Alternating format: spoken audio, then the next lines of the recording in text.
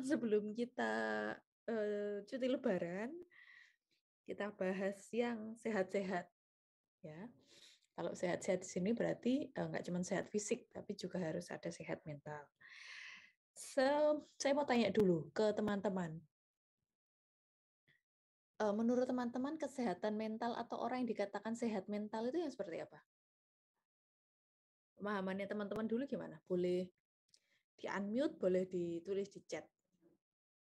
Silakan. Di-unmute malah lebih bagus.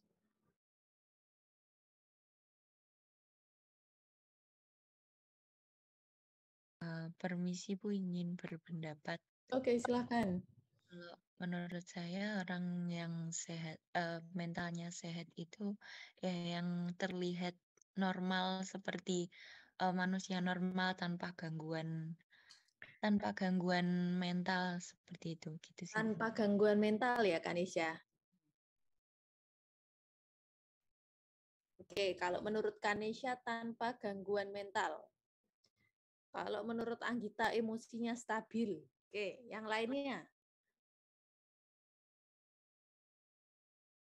Saifuddin, mau berpendapat? Aku kok nggak bisa dengar Saifuddin ya? Teman-teman bisa dengar nggak?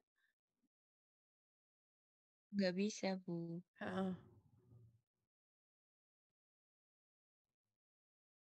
Tapi mic-nya bunyi, mic-nya ini kelihatan aktif. Oh, Agung Wahyu, tidak terlihat ada penyimpangan. Penyimpangan apa? Penyimpangan berat badan kah? Penyimpangan apa?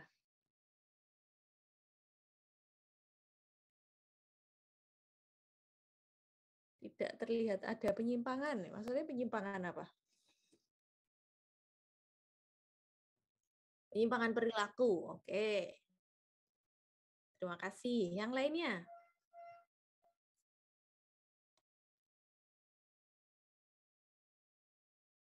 Kalau suara saya putus-putus atau tidak jelas, tolong di chat ya saya.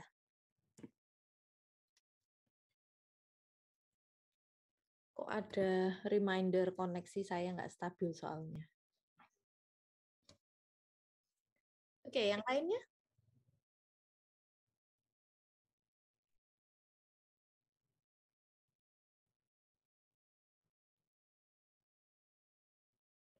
Oke, Elisa mencintai diri sendiri dan mau menerima segala kelebihan dan kekurangan diri. Nice. Oke, Adinda, saat benar-benar merasa bahagia. Oke, di sini berarti kalau sedih sedang tidak sehat mental kah seperti itu? Atau sedihan itu tidak memunculkan, merupakan indikator tidak sehat mental?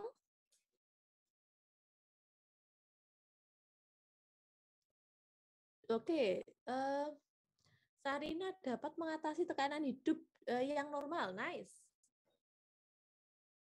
Destriana, di mana individu dapat mengelola stres yang dialami. Oke, ini sama kayak Sarina ya.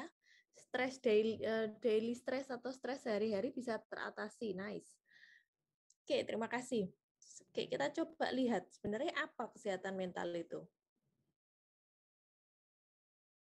Nah, jadi justru sebenarnya ya tadi ya, yang dimaksud dengan sehat mental atau kesehatan mental itu semata-mata tidak hanya terkait dengan ada atau tidaknya penyakit atau gangguan jiwa. Ya. Jadi kalau menurut WHO ya, menurut WHO kesehatan mental itu adalah kondisi di mana kita sejahtera ya atau memiliki kesejahteraan di mana individu itu dapat menyadari potensi dirinya. Saya tahu punya potensi apa, kelebihan apa, kekurangan apa, gitu ya. Kemudian beradaptasi dengan stres kehidupan normal, ya. Yang dimaksud beradaptasi berarti tadi mampu mengelola stres kehidupan normal dan bekerja secara produktif, ya. Jadi mampu bekerja secara produktif dan berkontribusi pada komunitasnya, ya. Sehingga tidak hanya sekedar ada atau tidaknya ya Suara saya putus-putus kah? Tidak, Bu. Tidak, Bu. Halo, gimana? Tidak, Bu. Oh ya, oke. Tadi putus-putus kah?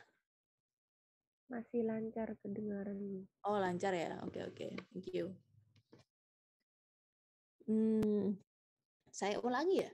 Jadi sebenarnya term atau pengertian kesehatan mental itu sebenarnya tidak hanya terkait dengan ada atau tidaknya gangguan atau ada tidaknya penyakit jiwa, tetapi bagaimana individu tersebut sebenarnya adalah menyadari potensi yang dimiliki dan dia mampu mengelola stres di kehidupan normal atau beradaptasi dengan stres kehidupan normal. Kemudian dia bisa bekerja secara produktif dan mampu berkontribusi pada komunitasnya. Gitu ya. Kemudian kesehatan mental itu juga ditandai atau indikatornya itu adalah perasaan sehat, ya, merasa sehat dan bahagia. Kemudian mampu menghadapi tantangan hidup. Kemudian mampu menerima orang lain sebagaimana adanya. Jadi tidak hanya menerima diri, tapi juga menerima adanya orang lain. Gitu ya, atau intinya bersikap luwes lah di lingkungan maupun orang lain. Serta mempunyai sikap positif terhadap diri sendiri dan orang lain. Gitu.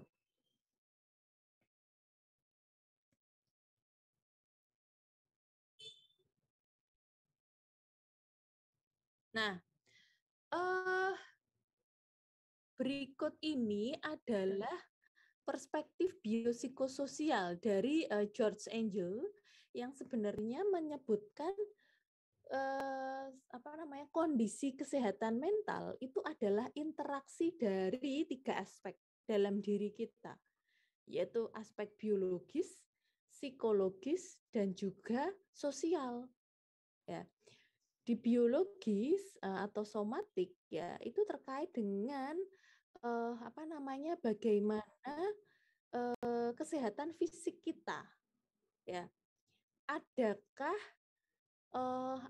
persoalan terkait kesehatan fisik, disabilitas gitu ya, atau kerentanan secara genetis untuk memiliki gangguan tertentu. Nah, itu ada atau tidak ya, secara biologis.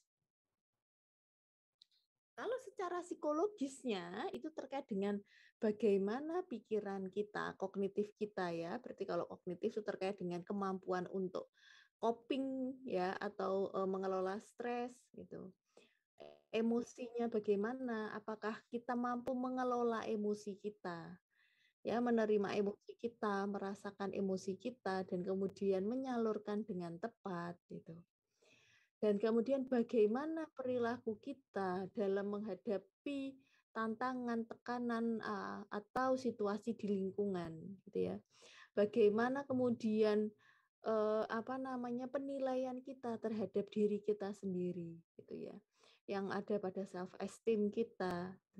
Bagaimana kemudian kita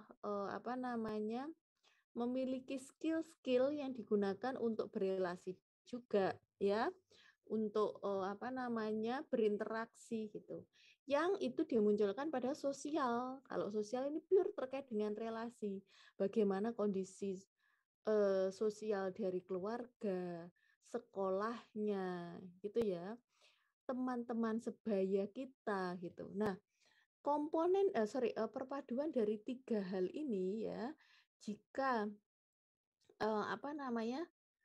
bukan berarti semuanya ini tidak harus harus tidak ada masalah ya.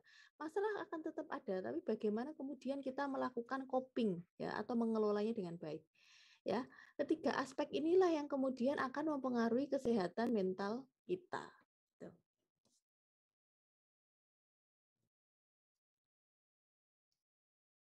Nah, kemudian kita akan mencoba mengulas ya bagaimana sebenarnya perspektif biopsikososial ini dalam menjelaskan gangguan mental. Ya.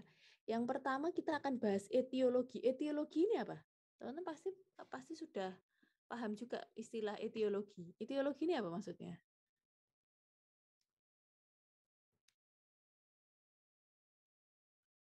Saya iya, saya tuh lihat apa namanya? Mikrofonnya Saifuddin itu aktif, tapi kenapa saya nggak bisa dengar ya?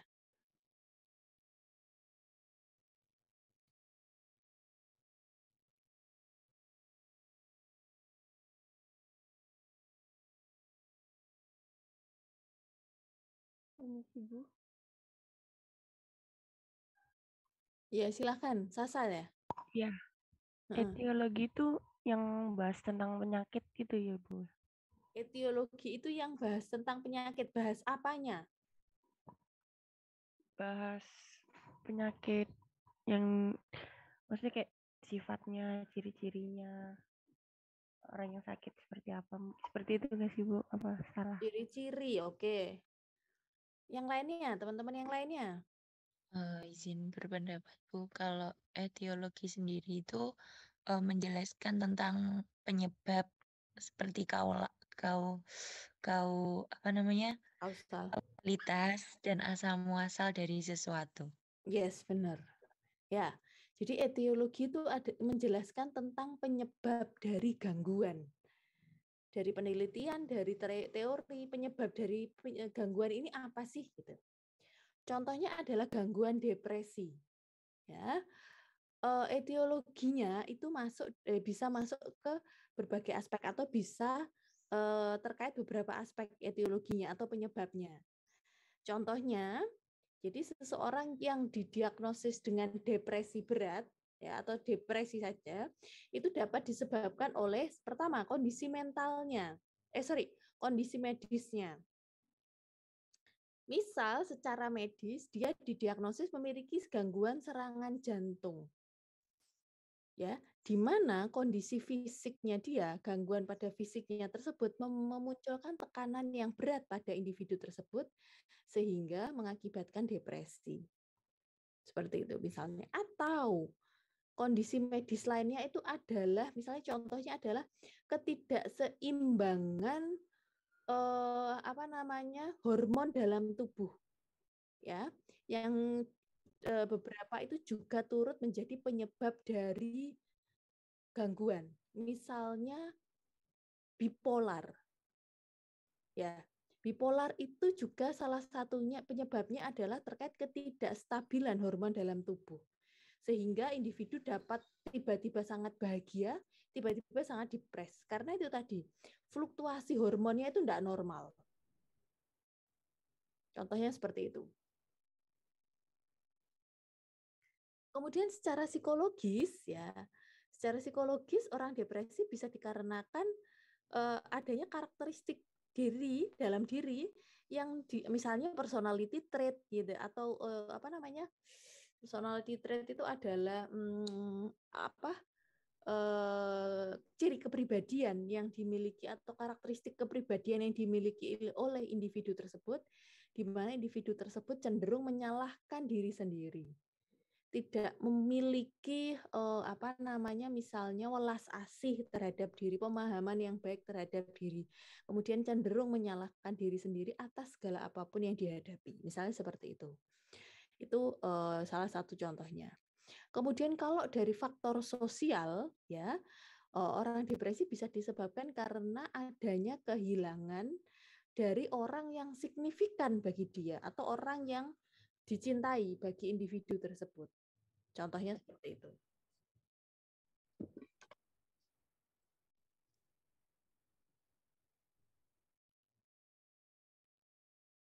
Nah,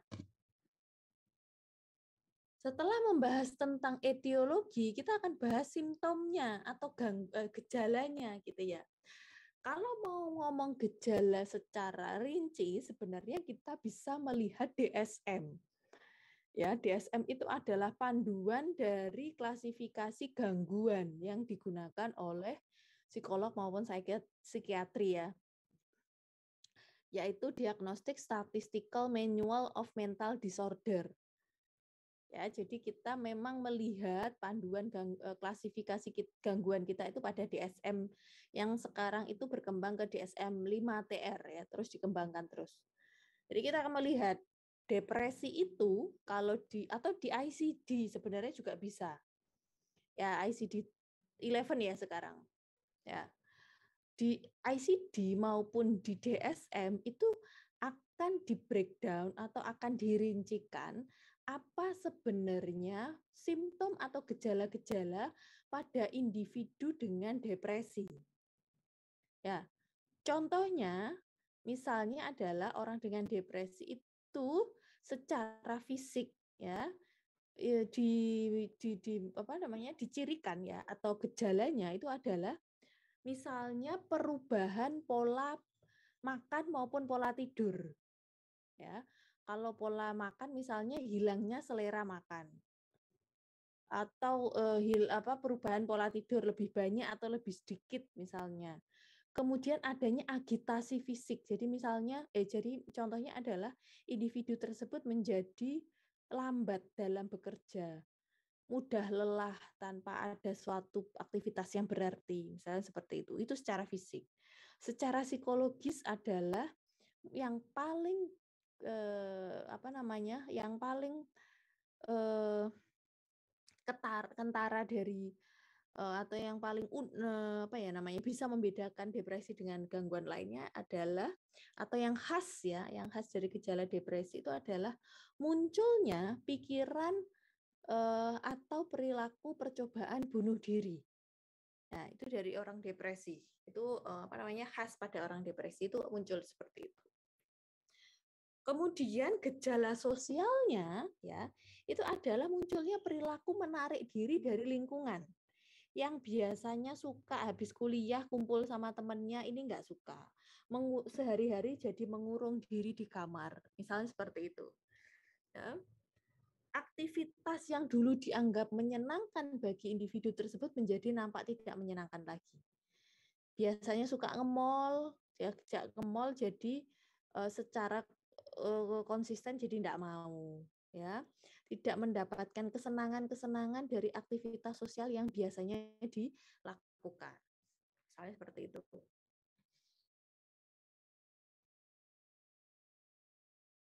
Nah, kemudian setelah kita ngomong simptom, kita akan ngomong terkait dengan intervensinya, itu ya.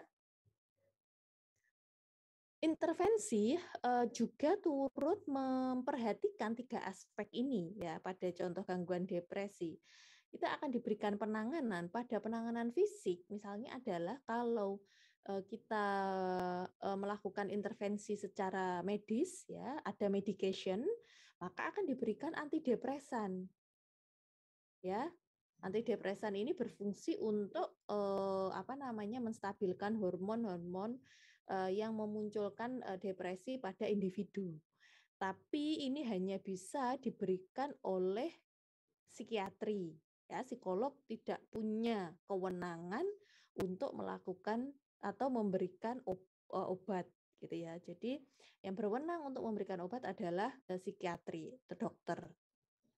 Kemudian selain pemberian antidepresan, kita juga berikan latihan fisik.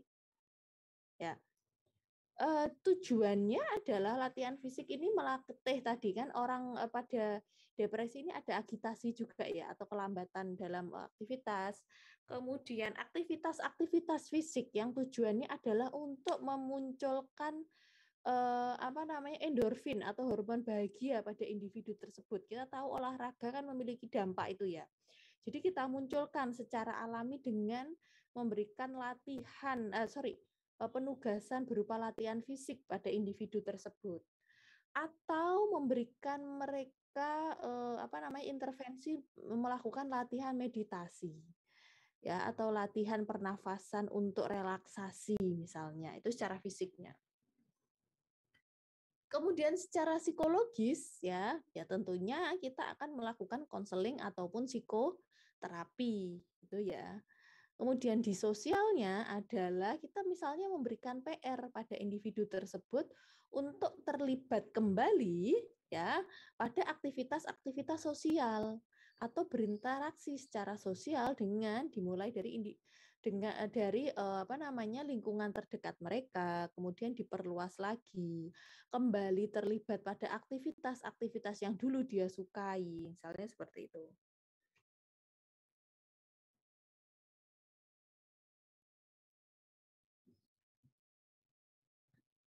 Nah, kalau kita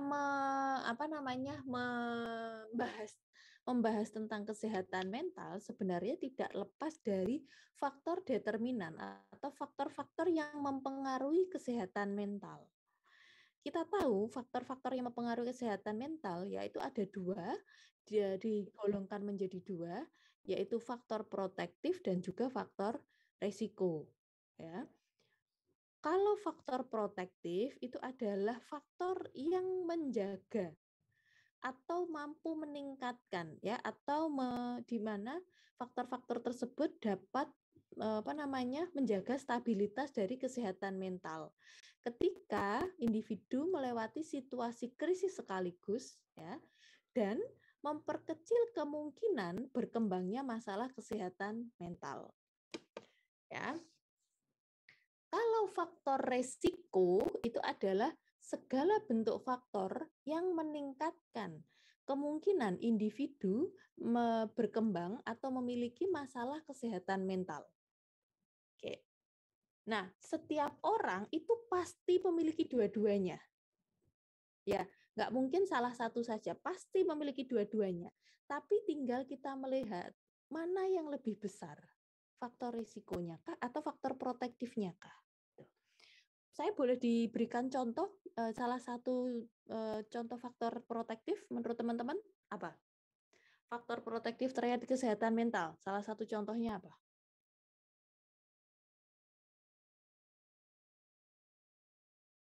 Oke, bisa dicontohkan teman-teman apa?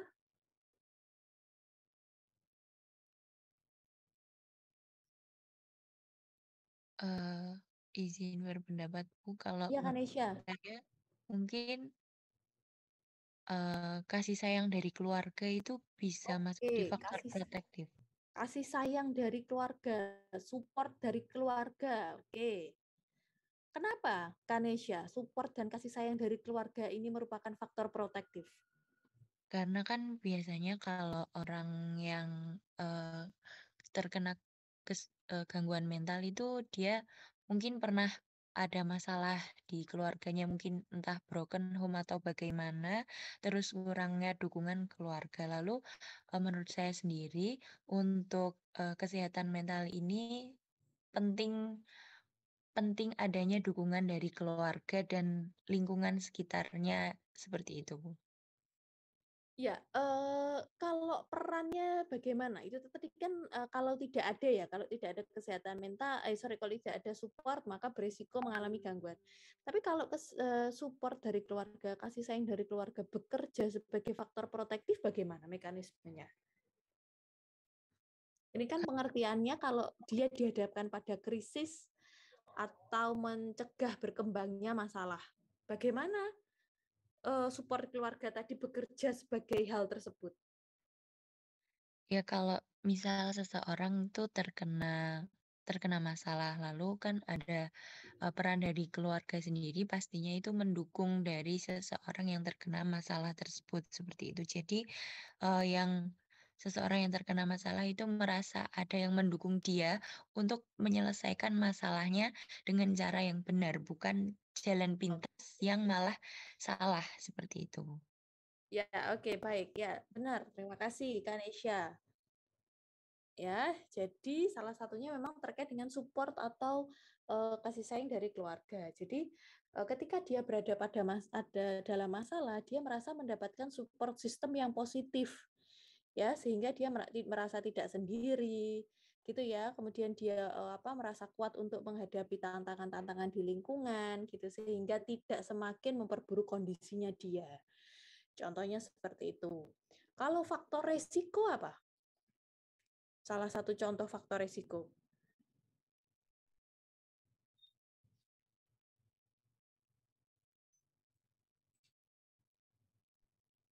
Faktor resiko,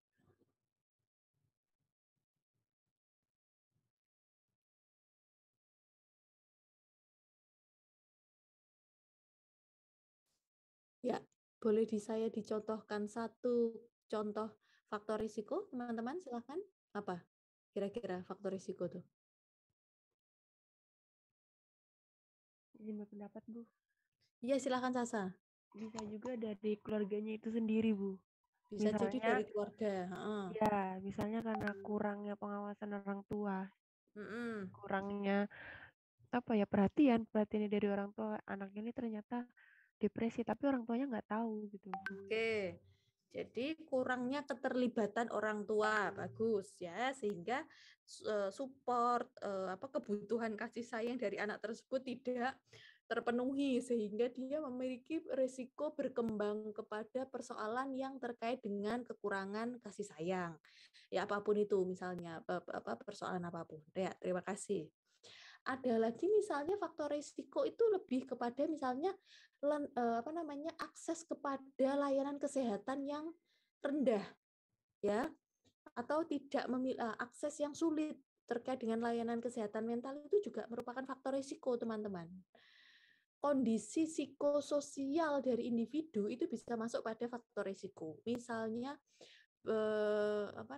terkait dengan ekonomi menengah ke bawah, itu juga faktor risiko bagi individu. Karena apa? Misalnya ekonomi bisa jadi menjadi salah satu faktor munculnya permasalahan, gitu ya.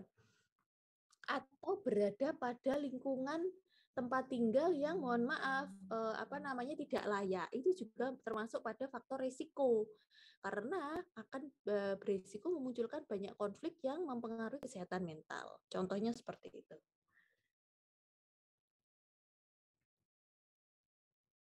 Nah, ini adalah contoh-contoh tadi, ya, lebih detailnya. Jadi kalau di biologis, faktor resikonya misalnya adalah usia atau jenis kelamin, ya. Mungkin pada jenis kelamin tertentu itu memiliki resiko tertentu, ya, tapi juga bisa menjadi faktor protektif tertentu, ya. Kita melihat situasi dan lingkungannya. Kemudian faktor risiko lainnya adalah misalnya adanya penggunaan obat-obat terlarang. Ya, misalnya seperti itu, atau mengalami disabilitas misalnya, itu faktor risiko. Kemudian kalau secara psikologis faktor risikonya itu misalnya adanya kesulitan dalam belajar, ketidakmampuan mengelola emosi misalnya, ada stres terkait finansial, ya, ada kondisi-kondisi di mana dia mengalami gangguan kesehatan mental, misalnya anxiety, depresi atau stres gitu ya. Kemudian cara dia mengcoping situasi atau stres itu juga bisa menjadi faktor risiko jika tidak sehat gitu. Faktor protektifnya apa? Misalnya dia memiliki resiliensi, misalnya memiliki optimisme, self esteem-nya tinggi, kemampuan coping-nya bagus, ya. Itu adalah faktor protektif. Kalau sosial, ini tadi misalnya ya, kalau keluarga misalnya adalah status sosioekonominya, misalnya yang rendah, itu menjadi faktor risiko. Ya. Kemudian pola interaksi dengan orang tua yang tidak sehat misalnya, adanya kematian dari keluarga, ya. Kalau faktor protektif dari keluarga itu bisa misalnya tadi ya, family support, parental support dan lain sebagainya. Teman itu bisa menjadi faktor risiko, juga bisa menjadi faktor protektif, ya. Teman yang memiliki perilaku berisiko itu akan menjadi faktor risiko. Tapi kalau teman-teman yang memiliki support, ya, mensupport dia menghasilkan pergaulan yang memuaskan, itu juga akan menjadi faktor protektif. Kondisi sekolah itu bagaimana, apakah gurunya mendukung atau tidak, itu juga bisa kita kategorikan pada faktor protektif dan risiko. Kemudian komunitasnya dia bagaimana, apakah ada rasisme dalam budaya mereka, atau budaya mereka itu misalnya sangat menjunjung patriarki misalnya, itu faktor risiko pada perempuan jadi tinggi ya, ketika budayanya sangat mendukung patriarki misalnya. Tapi ketika lingkungan itu menjadi suatu support system yang sangat mendukung, itu akan menjadi faktor protektif.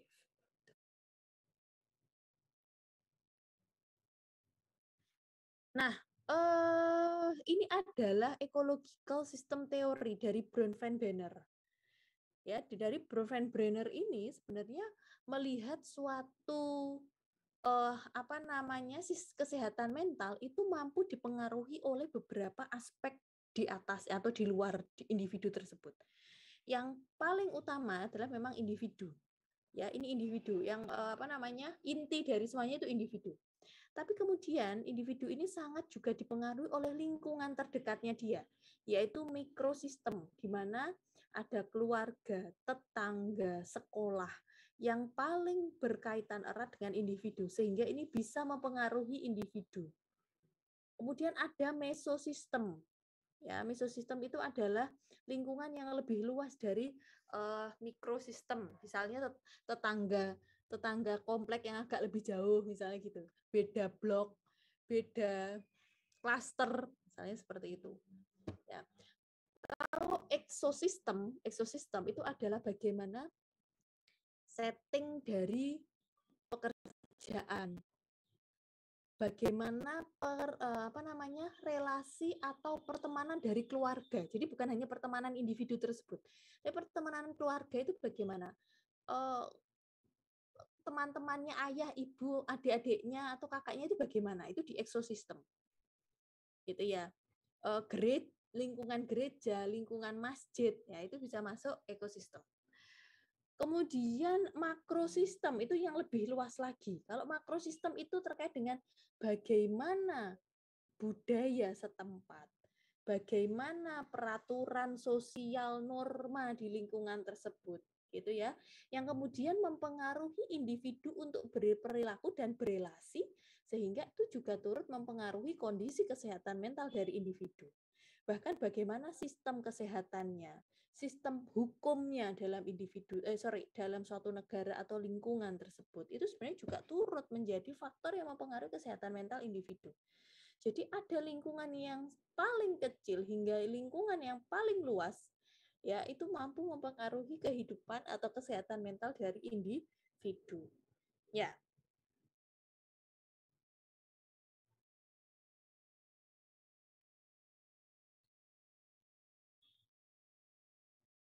Nah, contohnya seperti ini. Ya, di individu itu ya, di individu sendiri hal yang mempengaruhi kondisi kesehatan mental itu berupa misalnya tadi ya, coping skill, kemampuan adaptasi, karakteristik personalnya individu tersebut, ada atau tidaknya gangguan biologis gitu ya. Bagaimana kemudian individu itu bertumbuh dan berkembang, apakah ada trauma dan lain sebagainya, itu dari individu.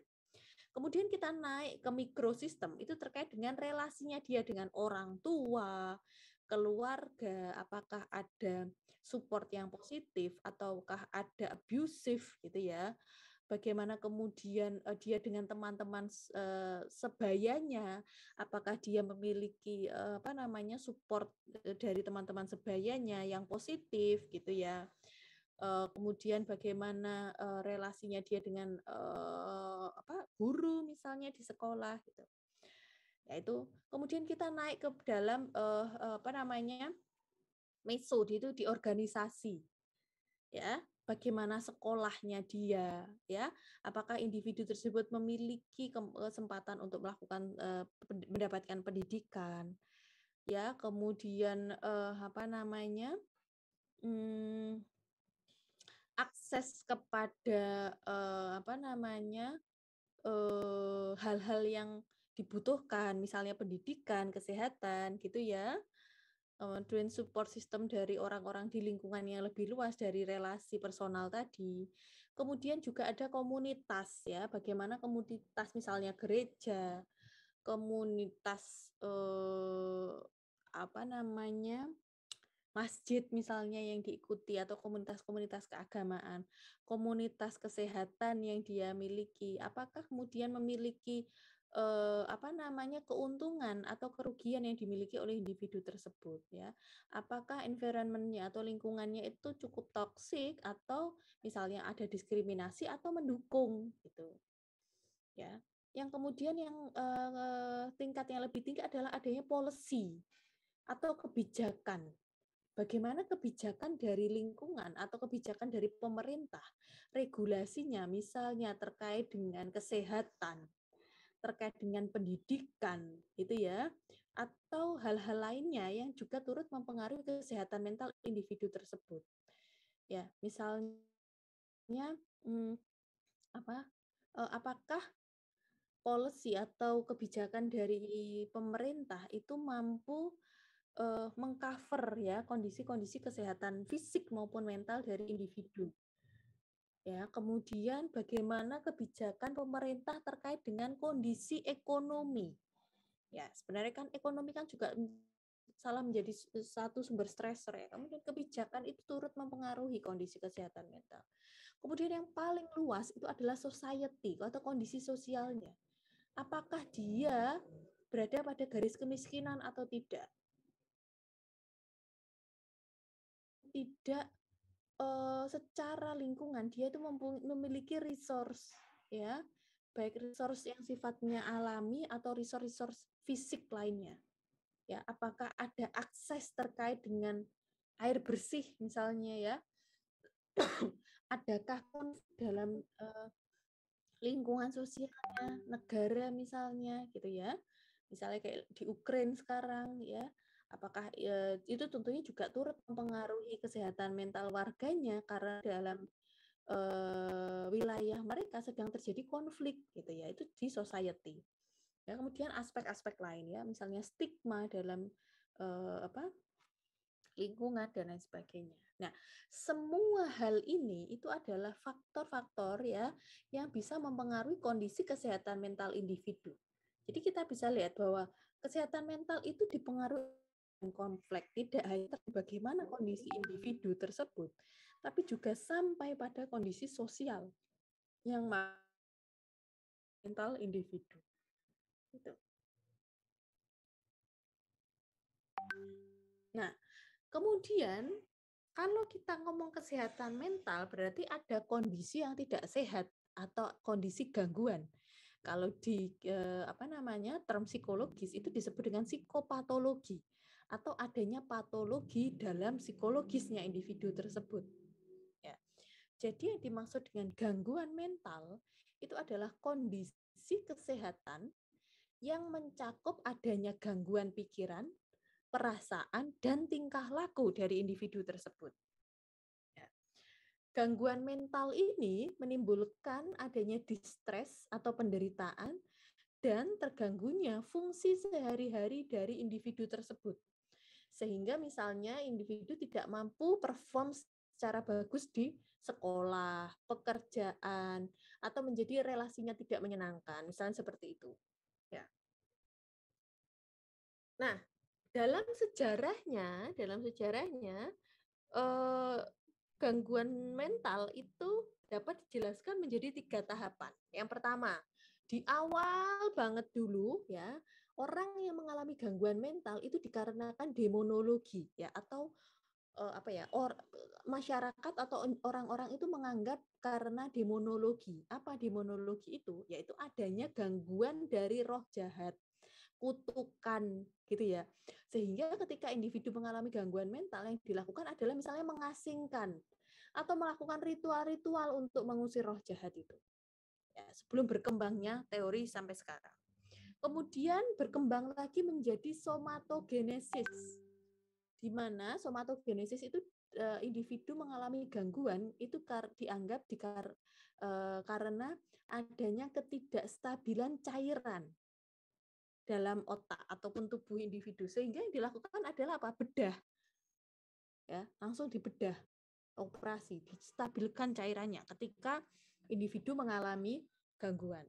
Kemudian berkembang lagi ilmu pengetahuan sehingga ada psikologi, di mana ada berbagai perspektif dalam psikologis yang menjelaskan adanya gangguan mental. Ya, ada perspektif psikoanalisis, behavioristik, kognitif, dan lain sebagainya. Kalau psikoanalisis itu jadi psikoanalisis itu memandang individu itu secara pribadi itu terdiri dari atau berkembang pada 3 aspek kepribadian, yaitu id, ego, superego. Jadi individu itu punya id, ego, superego. Id itu adalah dorongan yang sifatnya biologis menyenangkan ya, seksual, makanan, minuman, dan lain sebagainya. Atau pokoknya istilahnya instingtif lah. Hal-hal yang mendorong kita ke arah kesenangan. Itu it. Individu pasti semua punya itu. Ya. Super ego itu adalah norma, aturan, belief yang dimiliki oleh individu tersebut terkait boleh atau tidak, iya atau dilarang atau tidak. Ego itu adalah aspek yang dari bagian kepribadian individu ya, yang tugasnya adalah kontak dengan realita, yang menjembatani antara it dan super ego. Kalau saya punya keinginan kayak gini, tapi saya juga punya aturan seperti ini, gitu ya, saya harus memunculkan bagaimana di lingkungan. Itu tugasnya ego. Jadi, menurut psikoanalisis, orang ketika mengalami gangguan itu karena lemahnya ego. Egonya nggak kuat. Ego tidak cukup mampu menstabilkan it atau super ego. Ya, jadi egonya lemah sehingga individu itu berperilaku berdasarkan gangguan tersebut. Atau memunculkan gangguan. Juga psikoanalisa mengatakan bahwa gangguan itu sangat dipengaruhi oleh masa lalu individu tersebut. Bagaimana pada tahapan-tahapan psikososial dan psikoseksual itu sangat mempengaruhi individu sekarang. Ya, nanti dipelajari aja lebih lanjut, panjang soalnya kalau saya jelasin ini nanti jadinya kuliah psikoanalisa sendiri, ya, perlu 2 SKS. Kemudian ada behavioristik. Ya. Di behavioristik ini kita mengatakan bahwa perspektif behavioristik ini mengatakan bahwa semuanya itu bisa dipelajari. Karena individu itu berperilaku atas stimulus kemudian merespon. Jadi hubungan stimulus dan respon. Sehingga semuanya itu bisa dipelajari, bisa diotak-atik, tinggal kita ngotak-ngatik stimulusnya aja. Dan individu itu mengalami gangguan itu dikarenakan proses belajar yang salah. Sehingga treatmentnya adalah membenarkan proses belajar. Contohnya adalah orang yang mengalami fobia menurut behavioristik ya karena dia belajar bahwa cicak itu menakutkan misalnya. Belajar dari mana? Dari lingkungan. Misalnya dengan melihat atau dengan mengasosiasikan karena dia ada suatu trauma tertentu. Sehingga dia belajar bahwa cicak itu menakutkan. Contohnya adalah misalnya selain cicak ya, saya punya klien, dia itu fobia darah. Dia berkali-kali, dia sempat di masa kecilnya itu beberapa kali itu mengalami kecelakaan dengan yang cukup berat ya, kecelakaan yang cukup berat. Nah, ketika dia kecelakaan, selain dia merasakan sakit, darahnya itu banyak banget yang keluar dari tubuhnya. Kemudian reaksi orang-orang di sekitarnya dia itu yang turut memperparah. Ya, jadi reaksi orang-orang di sekitarnya yang takut, cemas ya, kemudian gopoh gitu ya. Sehingga itu membuat dia kemudian belajar bahwa darah itu sesuatu yang salah, sesuatu yang menyakitkan. Ada yang salah ketika ada darah, sementara dia perempuan. Bayangkan kalau dia tiap bulan harus haid ya. Bagaimana kemudian dia sangat cemasnya, sangat takutnya, karena persepsi dia adalah ketika ada darah itu ada yang salah. Jadi 2 jam sekali dia tuh harus mengganti pembalut ya dengan kecemasannya dia. Jadi menurut behavioristik, orang mengalami gangguan ini, fobia darah ini karena dia belajar dulu bahwa darah itu menyakitkan, menakutkan bagi dia. Ada yang salah dengan darah. Treatmentnya apa? Membenarkan proses belajar itu.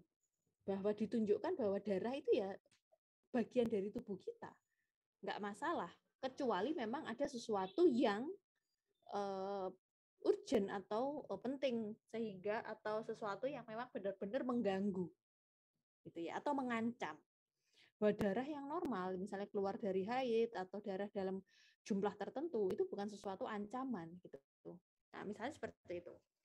Kemudian dia perspektif kognitif. Perspektif kognitif akan sangat menekankan pada proses kognitif individu. Persepsi, ya, proses berpikir. Jadi di kognitif ini menganggap adanya gangguan mental itu dikarenakan proses berpikir yang salah atau adanya kesalahan berpikir. Ada banyak jenis kesalahan berpikir. Misalnya over generalization ya atau terlalu mengeneralisir. Ya, mendiskon hal-hal yang positif dan membesarkan hal yang negatif. Itu bentuk salah satu kesalahan berpikir. Ya. Misalnya kemudian black and white. Jadi semuanya kalau nggak hitam ya harus putih. Ya, jadi kaku banget. Ya. Menurut perspektif kognitif, bagaimana kemudian kita melakukan intervensinya? Yaitu ya dengan merestrukturisasi atau membenarkan proses berpikirnya dia, atau menghilangkan distorsi atau kesalahan berpikir pada individu tersebut. Misalnya bentuk kesalahan berpikir pada individu tersebut adalah contohnya, saya adalah orang yang selalu gagal. Nah, itu contoh salah satu kesalahan berpikir ya, yang kemudian menginfluence dia untuk berperilaku. Ya. Maka yang kita lakukan adalah merubah cara berpikir dia atau kesalahan berpikir dia bahwa dia selalu gagal. Nah, contoh treatmentnya nanti akan ada bagaimana treatment kognitif tersebut.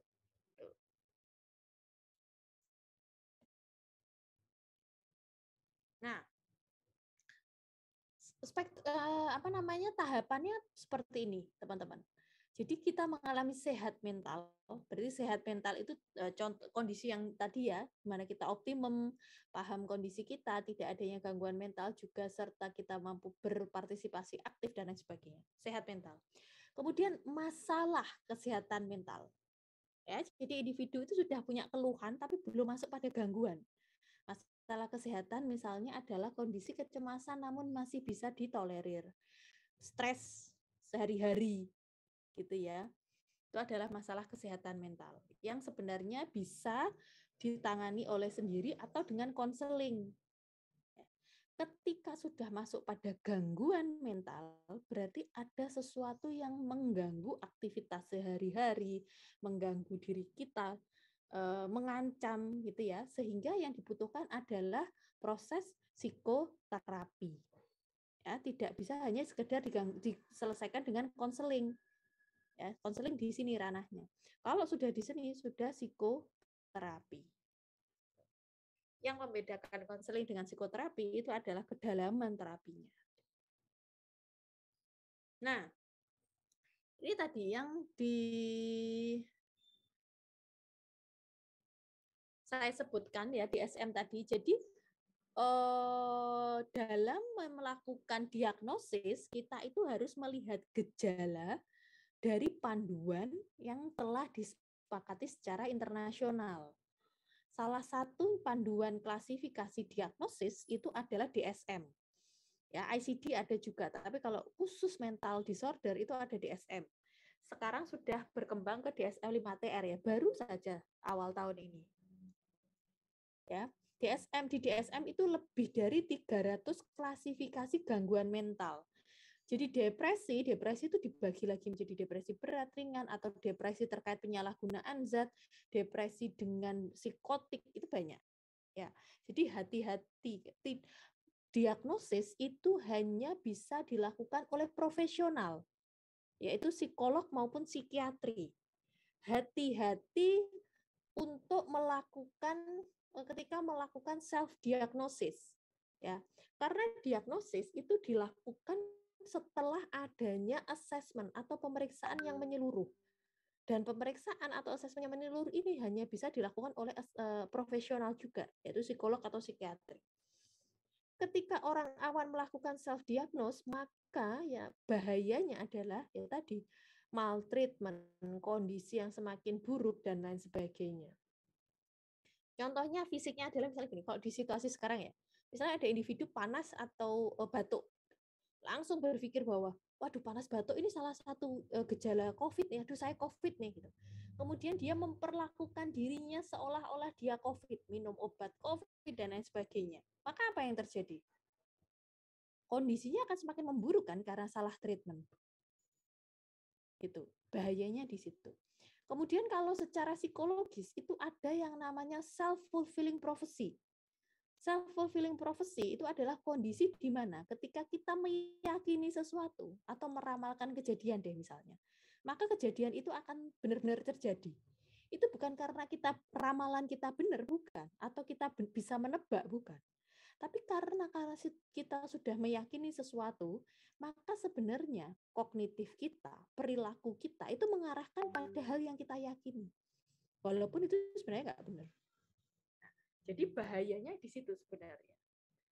So, hal-hal atau misalnya info-info terkait dengan gejala kesehatan mental, gejala gangguan kesehatan mental yang rekan-rekan terima dari manapun literasi yang teman-teman baca, misalnya sosial media atau dan lain sebagainya, cukup itu jadikan sebagai screening bahwa oh berarti saya sedang dalam kondisi baik atau tidak. Jangan kemudian melakukan diagnosis dan lebih lanjut melakukan treatment. Silakan langsung datang ke profesional dan sampaikan keluhannya tersebut. Ya. Jadi info-info itu, literasi terkait kesehatan mental itu tujuannya diagnosis sendiri, tapi kemudian tujuannya adalah untuk kita segera mencari bantuan guna memperbaiki kondisi kita. Nah, yang bisa kita jadikan screening juga gitu ya, dalam ketika individu itu mengalami gangguan kesehatan mental ya, silahkan diperhatikan bila kondisi-kondisi ini muncul, maka segera hubungi profesional. Misalnya menarik diri dari teman atau keluarga. Jadi silahkan dilihat. Kalau kita juga harus aware juga, ketika teman kita mengalami perubahan perilaku, misalnya menarik diri, diajak nongkrong jadi tidak mau, jadi pendiam, atau perubahan perilaku deh. Misalnya biasanya dia itu nggak bertahan di kampus.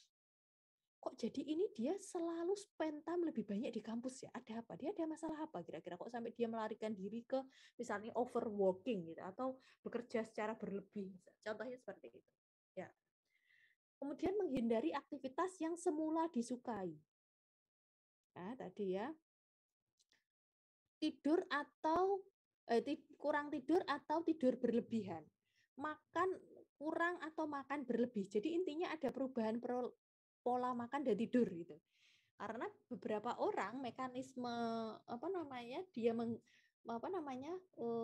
ketika menghadapi stres ya itu ada yang tidur berlebihan atau makan berlebihan. Kayak teman-teman coba refleksi deh. Kalau kalian stres kan ada yang justru kalian coping dengan makan berlebih kan?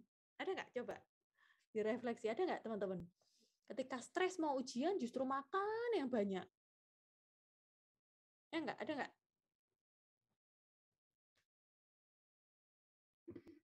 Atau justru tidur berlebihan. Ya. Kemudian merasa tidak berdaya dan mudah lelah, padahal tidak melakukan kegiatan yang signifikan berat. Ya, atau sudah ada bukti menggunakan zat-zat tertentu untuk mengubah mood-nya mereka. Ya. Kemudian mengalami kesulitan atau kebingungan untuk melakukan tugas rutin harian yang sederhana. Padahal biasanya dia mampu, tapi kemudian kenapa ya tidak mampu gitu. Atau terpaku pada kenangan tertentu. Nah, ini hati-hati teman-teman. Kalau teman-teman benar-benar nggak bisa move on sampai mengganggu aktivitas, itu silahkan pergi ke profesional. Ya. Kemudian melukai diri sendiri atau orang lain. Ya, jadi ada perilaku melukai sendiri yang tujuannya adalah memang untuk mengakhiri hidup atau sekedar melukai saja, karena ada term NSSI sekarang. Apa itu? Yaitu non-suicide self-injury. Jadi melukai diri sendiri tanpa adanya intensi untuk bunuh diri. Tujuannya apa? Untuk mengelola emosinya dia. Jadi coping yang tidak sehat, tidak tepat dilakukan dengan melukai diri sendiri. Atau munculnya halusinasi atau delusi. Ya, jadi mendengar suara-suara, melihat sesuatu yang tidak nampak. Nah, itu adalah indikasi juga adanya gangguan kesehatan mental. Ya. Contohnya misalnya beberapa di berita yang sering kita lihat adalah orang terdekat membunuh kerabatnya, anaknya, keluarganya karena dia mendapatkan bisikan. Ya, untuk melakukan hal itu. Nah, itu contohnya halusinasi. Itu berarti orang psikotik biasanya yang melakukan itu. Oke.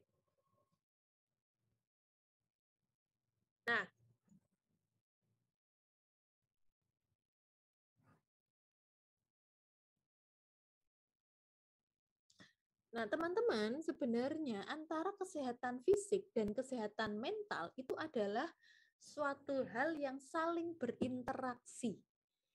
Ya, bahwa gangguan fisik itu bisa memunculkan gangguan mental atau kesehatan fisik itu bisa mempengaruhi kesehatan mental dan kesehatan mental itu bisa mempengaruhi kesehatan fisik. Ya, beberapa kondisi fisik itu bisa mempengaruhi munculnya gangguan mental. Misalnya memiliki penyakit yang kronis gitu ya, sehingga menyebabkan distres ya.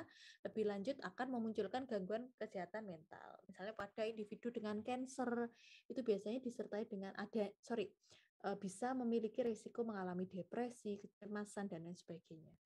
Dan ada gangguan mental yang komorbid mempengaruhi terapi dan hasil pelaksanaan kesehatan fisik. Ya, ada gangguan mental juga yang menyertai kesehatan fisik individu. Gitu. Ya, jadi dua hal ini memang saling terkait. Kondisi kesehatan mental itu juga bisa mempengaruhi kondisi fisik karena kita tahu respon atas gangguan kesehatan mental itu ada fisiknya. Misalnya teman-teman yang kecemasan itu kan ada respon fisiknya kan, jantung deg-degan, tidak bisa tidur gitu ya. Kalau diteruskan itu kan akan menyebabkan gangguan pada kesehatan fisik kita.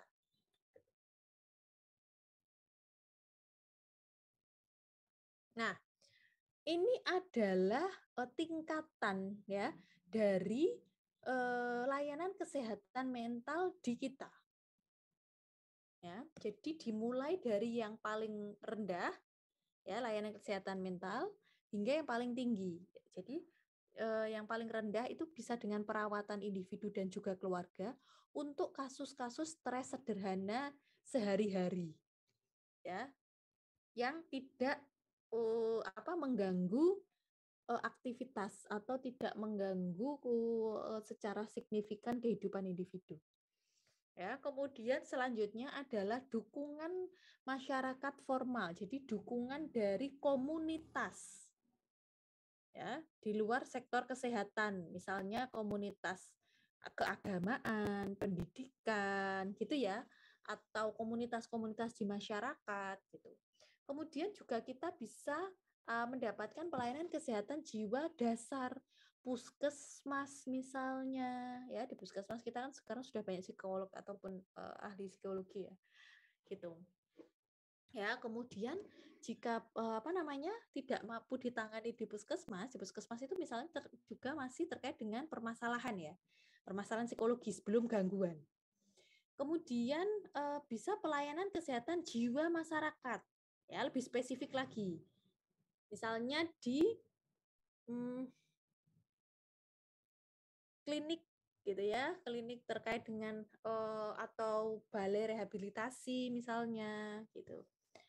Balai rehabilitasi. Kemudian jika tidak bisa ditangani harus naik ke kesehatan jiwa di rumah sakit umum. Ya. Tapi ketika kondisinya sudah sangat berat maka harus ke RSIJ. Jadi ketika kondisi itu sudah sangat berat, maka memang harus ditangani secara intensif di RSJ. Di dalam piramida ini memang semakin tinggi itu biayanya semakin tinggi, semakin rendah biayanya semakin rendah ini ya.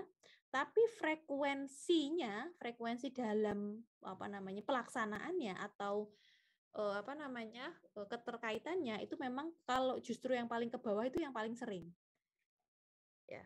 Jadi memang kita paling sering melakukan perawatan mandiri kan terkait dengan kesehatan mental kita, misalnya coping secara mandiri gitu ya. Kalau semakin ke atas itu semakin jarang. Hopefully nggak sampai ke sini. Gitu. Nah, sampai di sini teman-teman ada yang mau ditanyakan dulu? Oke, Saifuddin silahkan. Permisi Bu, izin bertanya. Perkenalkan nama saya Muhammad Saifuddin Ramadhanu. Terkait kesehatan mental terhadap faktor resiko itu kan berhubungan dengan faktor yang mempengaruhinya ya Bu ya. Nah itu apabila faktor resiko itu mempengaruhi dari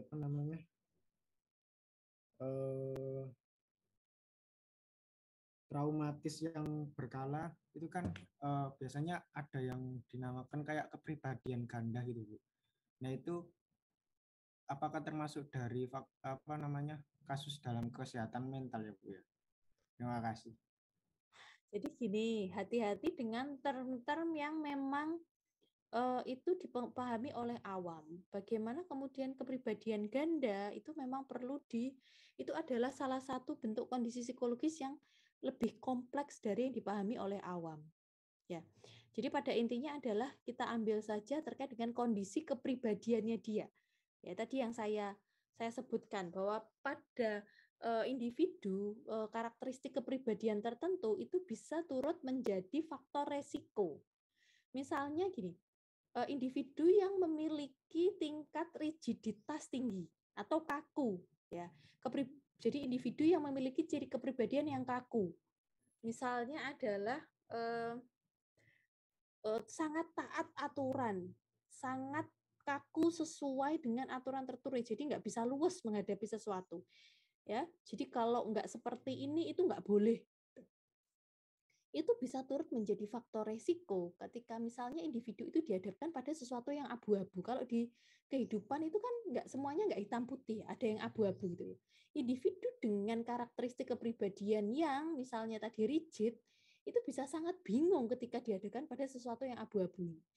Ya misalnya dia tidak tertulis sebagai sesuatu yang salah, tapi juga tidak ditulis juga sebagai sesuatu yang benar gitu. Individu yang mengalami yang sangat rigid itu bingung, bisa jadi dia cemas. Ini benar nggak ya, boleh nggak ya gitu. Misalnya seperti itu. Jadi faktor kepribadian itu bisa turut menjadi faktor resiko, tapi juga bisa menjadi faktor protektif. Kita lihat saja dulu. Tapi kalau misalnya tadi dia ada traumatis gitu ya, ya itu bisa menjadi faktor resiko dari individu tersebut secara psikologis. Gitu. Gitu ya, bisa dipahami? Bisa Ibu, terima kasih. Oke, ya Rahma silahkan. Baik Bu, terima kasih atas kesempatannya. Di sini saya Rahma Maulani Nurul ingin menanyakan.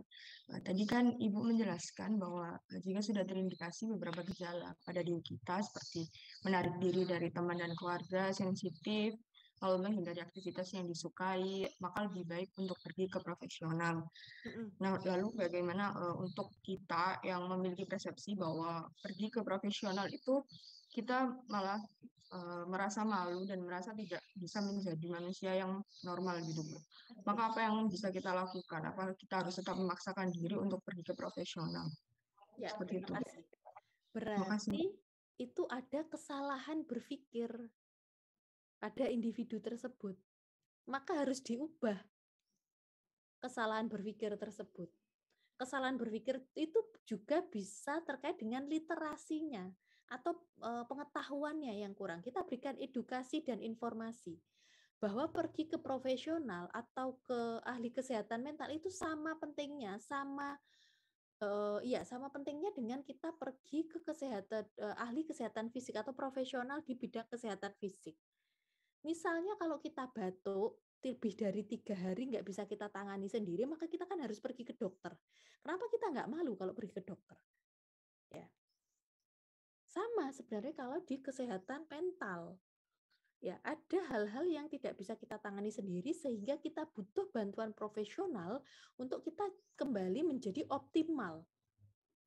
Ya, bahwa stigma yang terkait dengan pergi ke psikolog atau psikiatri itu adalah sesuatu hal yang memalukan, itu perlu kita perlu kita turunkan ya stigma tersebut di masyarakat dengan apa? Edukasi. Ya, dan kita juga sebagai orang yang paham ilmunya, orang-orang yang kalian memiliki kesempatan berpendidikan lebih dari orang lain pun harus menjadi agen untuk bisa menyebarluaskan bahwa pergi ke profesional kesehatan mental itu tidak memalukan. Tapi itu sama pentingnya, sama biasanya seperti kita pergi ke dokter umum. Kalau misalnya kita cemas ya selama 2 minggu lebih nggak bisa kita tangani sendiri, ya maka segera kita pergi ke profesional biar tidak kondisinya semakin buruk. Sama kalau batuk 3 hari nggak sembuh-sembuh ke dokter biar cepat ditangani, biar cepat ketahuan ini kenapa, sumbernya kenapa, biar bisa segera diobati. Kalau itu sudah selesai ya sudah, kita kembali menjadi orang yang sehat kembali. Apakah ada kemungkinan kita kambuh lagi? Ya mungkin, kita bisa batuk lagi di next. Kalau terpicu, misalnya punya alergi, terpicu alergennya ya kembali batuk. Ke dokter lagi, diobati, sembuh lagi. Sama seperti itu termnya. Gitu ya Rahma? Makanya memang yang harus diubah adalah persepsinya. Dengan apa? Edukasi. Gitu ya, Rahma? Iya Bu, baik. Terima kasih Bu. Oke.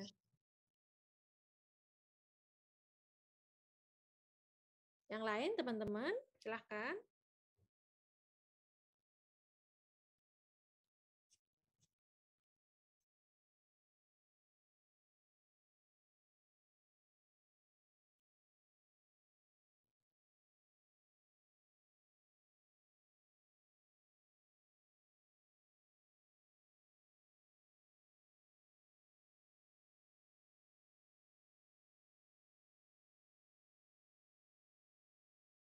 Ada pertanyaan lain atau diskusi?